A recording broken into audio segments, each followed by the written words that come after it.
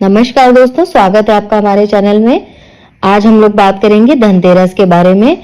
आज मैं आपको बताऊंगी कि धनतेरस कब है, उसका पूजा का मुहूर्त क्या है, पूजा की विधि क्या है और इससे जुड़ी प्रथा क्या है।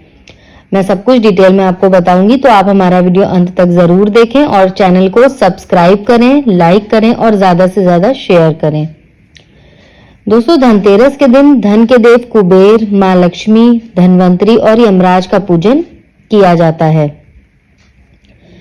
आज के दिन या धनतेरस के दिन कार्तिक माह की कृष्ण पक्ष की त्रयोदशी के दिन समुद्र मंथन के समय भगवान धनवंतरी अमृत कलश लेकर प्रकट हुए थे, इसलिए इस तिथि को धनतेरस या धन त्रयोदशी के नाम से जाना जाता है।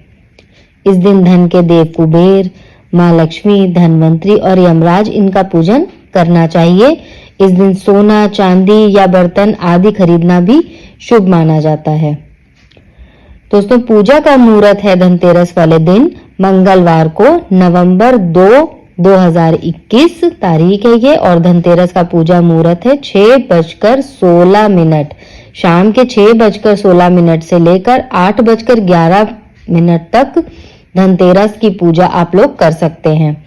त्रयोदशी तिथि प्रारंभ हो जाएगी 2 नवंबर को सुबह 11:31 पर और त्रयोदशी तिथि समाप्त होगी 3 नवंबर को 9:02 पर, सुबह के 3 नवंबर 9:02 पर त्रयोदशी तिथि समाप्त हो जाएगी। तो ये था पूजा का मुहूर्त। अब मैं आपको पूजा की विधि बता देती हूँ कि धनतेरस की पूजा की विधि क्या है, आप किस तरह से पूजा करेंगे। तो आप धनतेरस की शाम के समय उत्तर की दिशा में ध्यान रखिएगा। उत्तर की दिशा में कुबेर, धनवंतरी भगवान और माँ लक्ष्मी जी की पूजा की जाती है। पूजा के समय जो है घी का दीपक जलाएं, कुबेर जी को सफेद मिठाई का भोग लगाएं और भगवान धनवंतरी जी को पीले रंग की मिठाई चढ़ाएं। पूजा करते समय ओम ह्रीं कुबेराय नमः मंत्र का जाप करें, फिर धनवंतरी स्तोत्र का पाठ करें।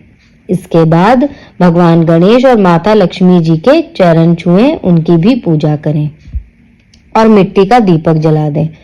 माता लक्ष्मी और भगवान गणेश जी को भी भोग लगाएं और उनको फूल चढ़ाएं।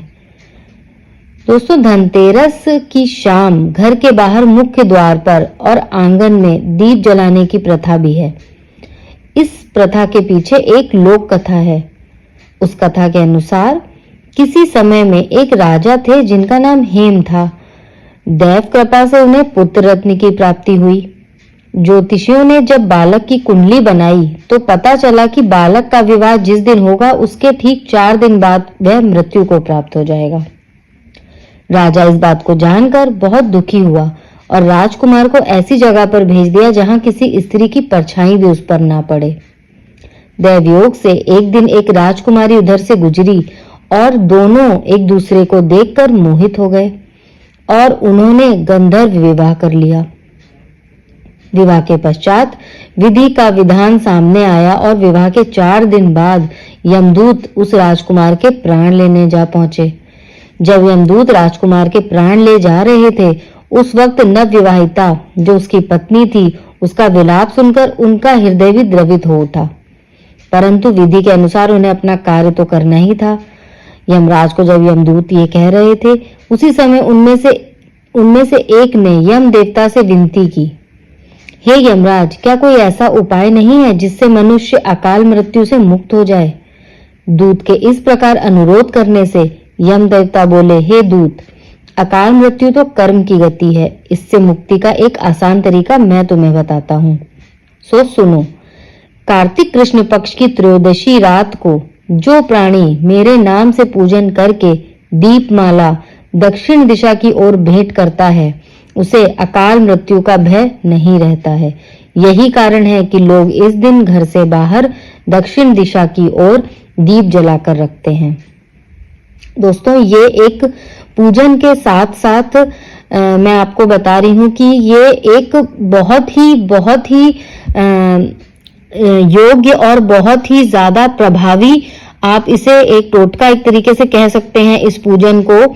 ये मैंने खुद आजमाया हुआ है और मैं आपको बता सकती हूँ कि ये पूरी तरह से असरकारक है। अगर आपके परिवार में कोई बीमार है या मृत्यु तुल्य कष्ट से भी अगर गुजर रहा है तो आप इस दिन धन्वंतरी जी की पूजा, यमराज जी की पूजा अवश्य करें और आप एक दीप को जला दें। उस दीप को आप अपने घर की दक्षिण दिशा में रख के छोड़ आएं। घर के बाहर आप उसे छोड़ करके अंदर आ जाएं। ये बस आपको इतना ही करना है कि आप इनका पूजन करके दीप जो आप जलाएंगे उसको आपको दक्षिण दिशा की ओर रख देना है। आप खुद देखेंगे कि आपके साथ खुद वो चमत्कार होगा कि जो भी बीमार है या जो भी कष्ट से गुजर रहा है उसको राहत अवश्य मिलेगी। तो आप ये उपाय जरूर करें और अपने प्रियजनों का, जिनकी तबीयत खराब है, सबके लिए प्रार्थना करें। जरूर उनको आराम मिलेगा। और मैं भगवान से विनती करती हूँ कि आप सब परिवार के सभी लोग स्वस्थ रहें, सभी लोग अच्छे से धनतेरस में खुशियां मनाएं और आप ये उपाय करिए। अगर आपको इसका फल मिलता है तो मुझे कमेंट जरूर करिए। मैं इसके आगे और भी उपाय आपसे फिर शेयर करूंगी। इसी के साथ मैं आपसे विदा लेती हूँ दोस्तों। Happy Dhanteras, happy Diwali.